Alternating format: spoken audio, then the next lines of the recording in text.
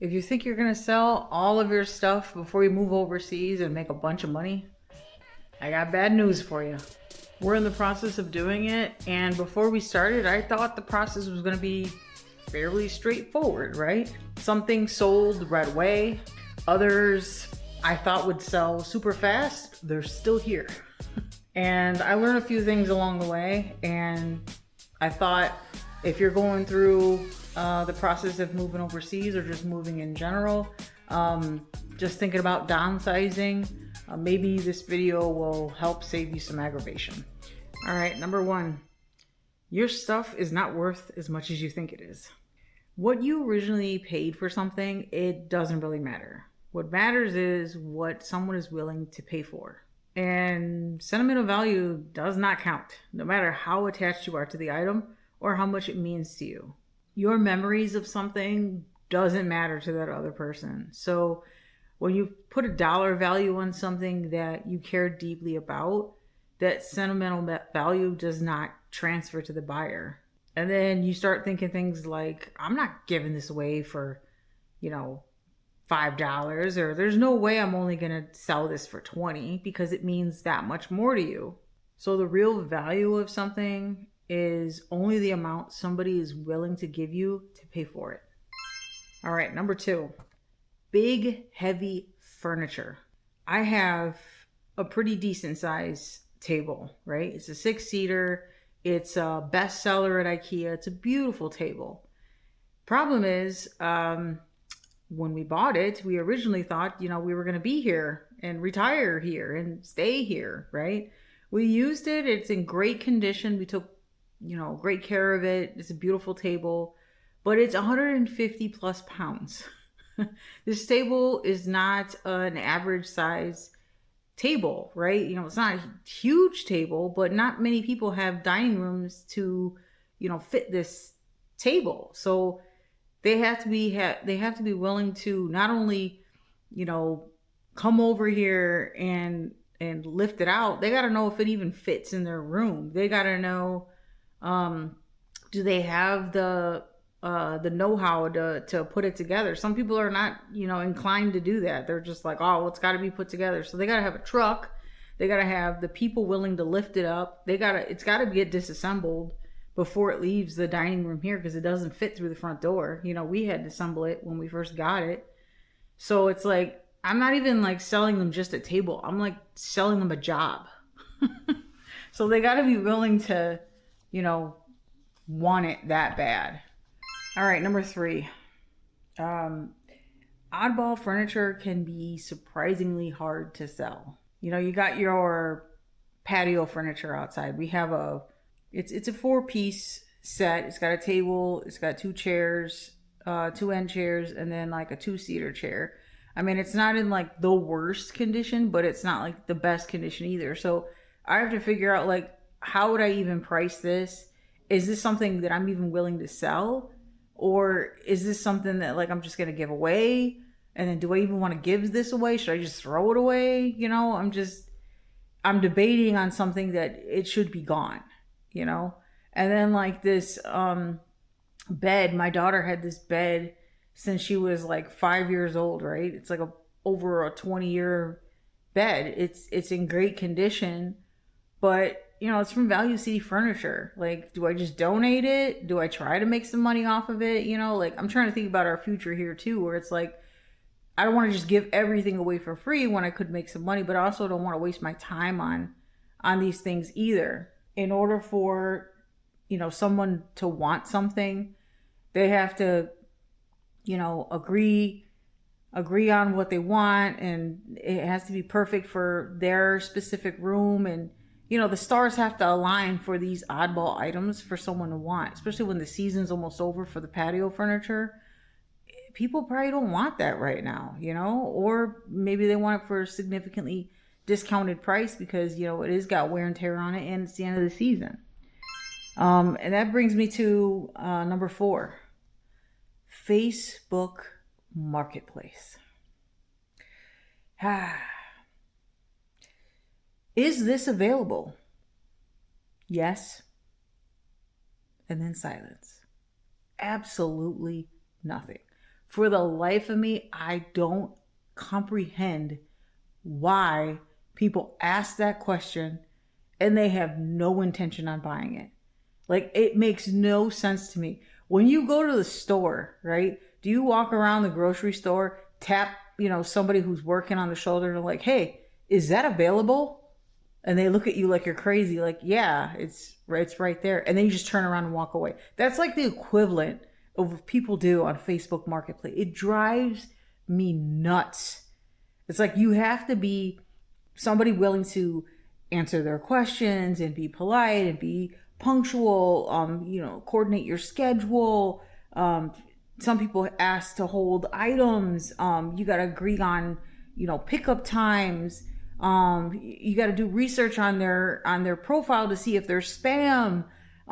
It's just wondering if the person will actually show up or if they're going to come to your house and murder you in the middle of the night. It's like so much, goofiness with it. It boggles my mind, how people do this for a living. Like, you got to be, built differently for that jungle of a Facebook Marketplace. I mean, it is absolutely insane, because selling something on a marketplace that they're not charging you for isn't necessarily free, because you are spending, a lot of time on Facebook Marketplace, and just the questions that people ask. It's insane to me. Like, the questions that they ask, it's in the description. They don't read it. It's in the picture. They don't look at it.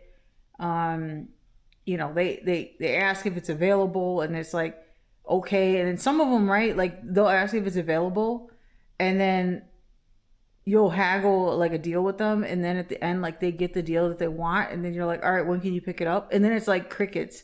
It's like they wanted to feel good about getting the deal, and then they like move on with the rest of their life. They're like, yeah, I talked her down, and they feel good for the rest of the day. Like, what's the purpose of that? If anybody has done this, let me know. Like, what's the purpose of that? Like, have you ever done that where you went on Facebook Marketplace and asked if it was available, haggled down a price, and then just ghosted them? Or like physically said, I'll be there. Like, right? Like, you said you would physically be there. I gave you my address, and then like you didn't bother to show up. Like, what's the purpose of that? Like, is it because you have like multiple deals going on and you're seeing like who could give you the best price? Like, what's the purpose behind that? Like, please explain to me what the point of this is. And then the spam, right?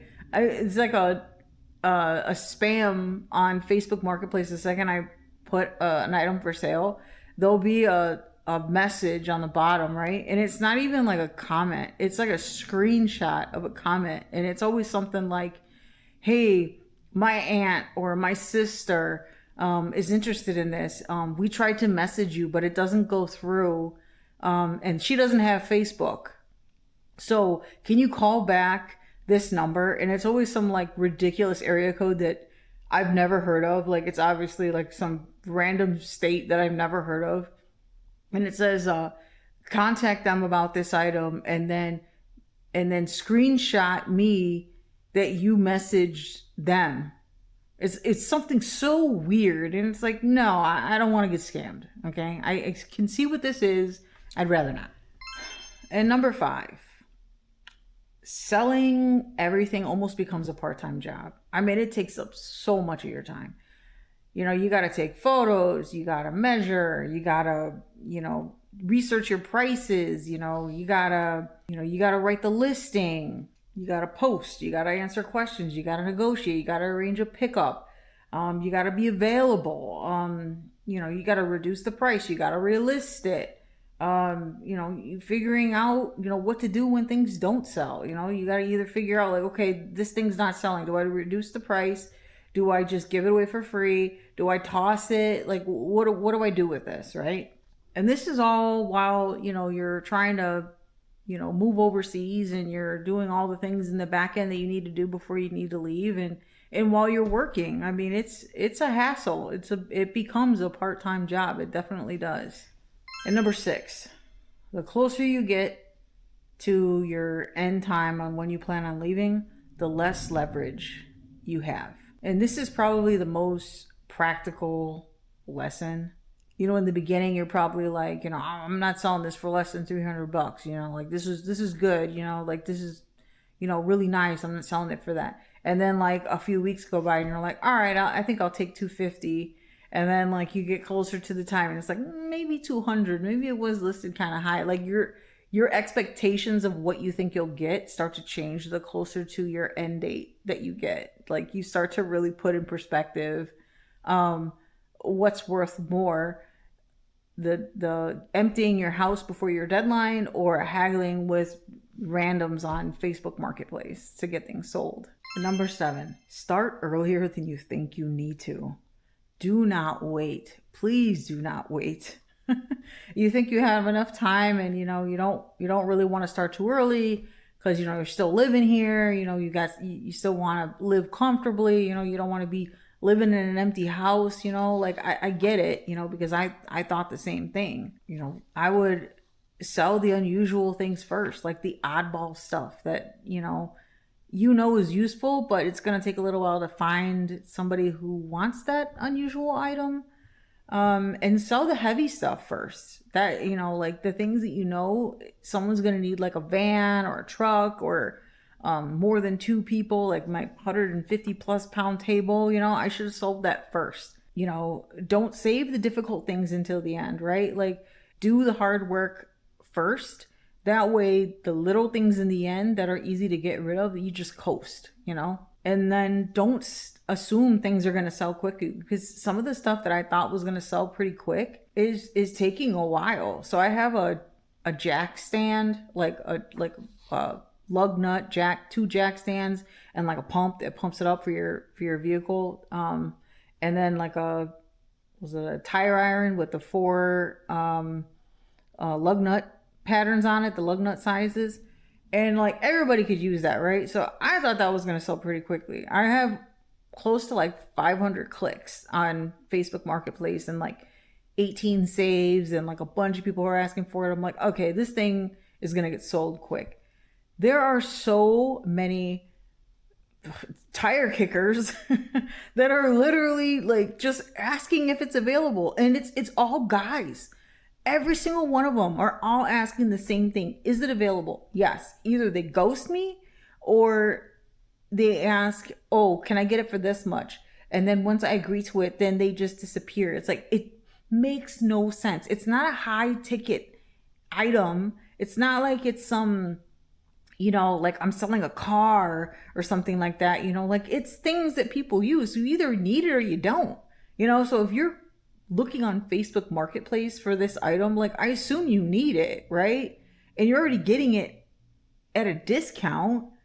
So I don't understand like the point of asking if something is available and you're not going to purchase it. Like they just want to know. I don't get it. I don't get it. I think, the biggest thing I learned from all of this is that, getting rid of, your stuff sounds like, such a small part of moving overseas until you're actually doing it. And then you realize, how much stuff you own.